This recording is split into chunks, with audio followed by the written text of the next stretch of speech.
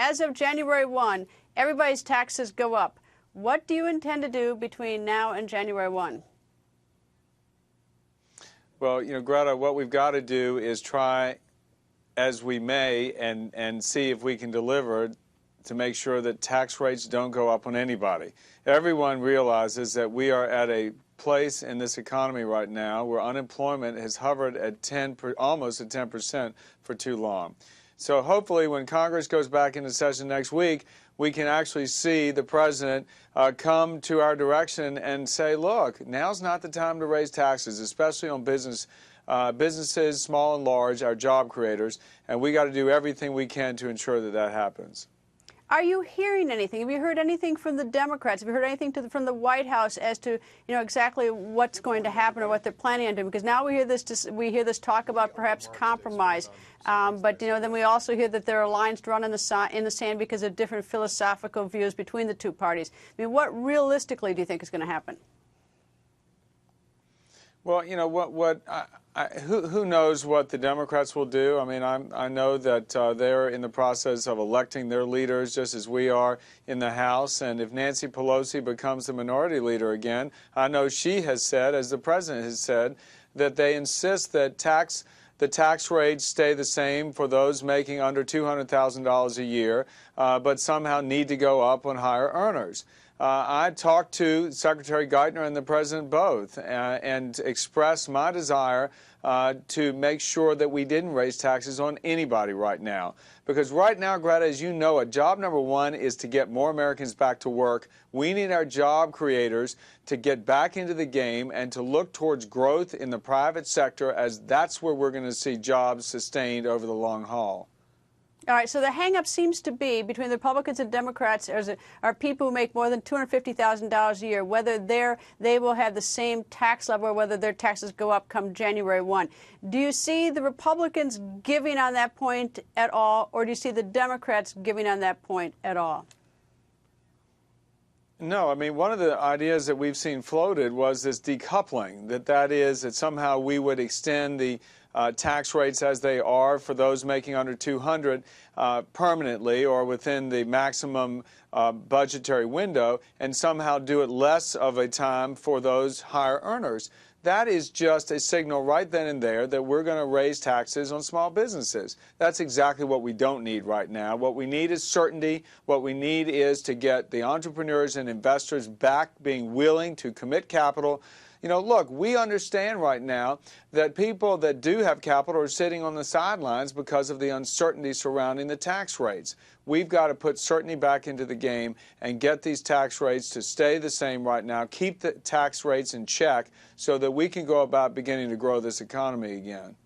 Is there any way between now and January 1 that you would vote to let the tax rates go up on anybody? Greta, right now we ought not be even discussing tax rates going up on anybody. But it is. If we know what the problem is, and right now...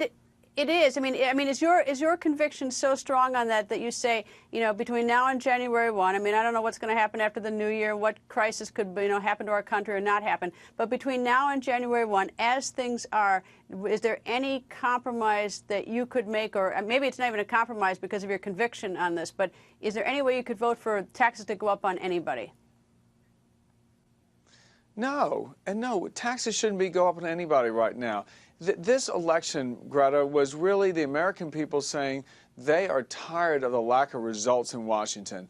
They want to see more jobs for more Americans. They want to see us to cut government spending, rein in the size of government so we can get this economy growing again. That was the prescription. That was the mandate that came from the people.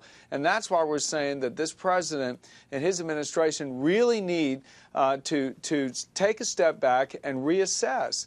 Their ideological agenda, their class warfare agenda just didn't work. And the people demonstrated their belief that the Obama agenda didn't work by going to the polls and saying out with the Democratic majority in Congress. The stimulus didn't work. The cap and trade idea failed. The Obamacare concept, it has been rejected. So let's just get back to really what Americans are looking for. That's results, that's more jobs, that's less spending, that's less government. That's what the response was at the polls last Tuesday. I assume that you've seen sort of the jostling for position, all the discussion about whether Speaker Pelosi will become the leader of the Democratic Party once there's a switch to the power in January. Does it make any difference to you and to the Republican agenda if she's the minority leader or not?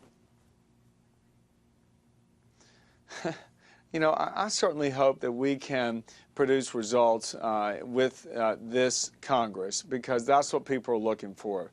And they're looking for cutting spending. They're looking for more jobs. And if there was one thing I can tell you about my relationship with Speaker Pelosi, it is really one that hasn't produced much at all, because she's been unwilling to sit down whatsoever to talk about policy.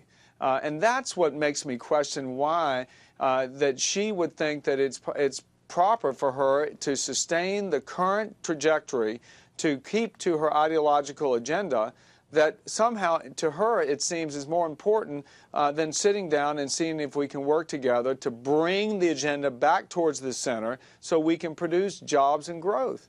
It's not happened thus far over the last 4 years she's been a speaker, Greta. I'm not so sure it changes if she becomes minority leader. Within your own party, Congresswoman Michelle Bachmann wants a greater role. She wants a leadership role. She's head of the Tea Party caucus.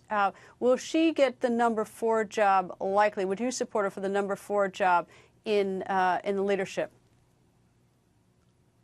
You know, this is a vote that all the new members of our conference will be taking, and it's a good thing that our members have the choice of 2 good conservatives, Michelle Bachmann and Jeb Hensarling, both of whom have stood up time and again for the constitutional concept of limited government and conservative principles. That's what both of them are about. Now, you know that I have come out and endorsed Jeb Hensarling because I've had a working relationship with him for years. He's a competent conservative that can deliver results. But Michelle is a leader in her own right. And, you know, she is somebody that we listen to. She is somebody that brings a tremendous amount to the table. And no matter which way the election goes for the conference chair, I think our members will be well served. Congressman, do you worry if the Tea Party caucus does not get a position in leadership that they're going to be on the sidelines sort of shooting at you rather than working with you on the Republican agenda, because they seem to have become quite a force within the country and even within your party? Greta, I've always thought of the members of the Tea Party as representing America and not starting in Washington. And from what the outcome of this election shows, they played a huge role in helping get Republicans elected, because they outright rejected the stimulus bill, the cap and trade bill, the Obamacare bill, and the rampant spending and growth in government under the Obama administration. So what I believe that they're looking for is us to deliver results to those ends, is to rein in government, reduce the spending, and reorient towards a constitutionally limited government and free enterprise, because that's how we know we can get jobs created again. But the problem is that actually delivering it's much harder. I mean, they expect that health care will be repealed, and it's very difficult for that to happen. I understand that you're going to sort of chip away with it and do other methods in order to try to minimize the impact on it. But that's what they expect, and if that doesn't happen, they're not going to be happy unless they're on board now and they sort of realize the difficulties of getting things accomplished in Washington. Well, there's no question in my mind, Greta, that one of the first things that we should do is put a repeal bill on the Obamacare across the floor and put the marker down, that that's what we believe should happen, and we should start again and replacing that bill with the kind of health care that Americans want, which is lower cost and maintain the kind of quality they have. The voters demonstrated on last Tuesday Obamacare is not the future of health care for them, and we're going to try and deliver on that as quickly as we can. But if you don't deliver on it, is the Tea Party movement going to say you didn't do it, and now they're going to be mad at you because they have been sort of pushed out of leadership if they don't make it this time around in terms of leadership? That's what I'm asking, sort of a strategic political question. Well, you know, again, I think what it is as we've spoken before, Greta, taxed enough already. That's what moves the Tea Party. That's what moves most independents in this country right now. The government's grown too big. So we'll have to demonstrate consistently that we are focused on trimming the size of government, putting America back on a path to a balanced budget, and reining in government from every aspect of our economy so that the private sector can begin to grow again. Healthcare is no exception. We need to emphasize the doctor-patient relationship. Those are the kinds of things that we will be focusing on and aiming to deliver on in this next Congress. Congressman, thank you and good luck, sir. Thanks, Greta.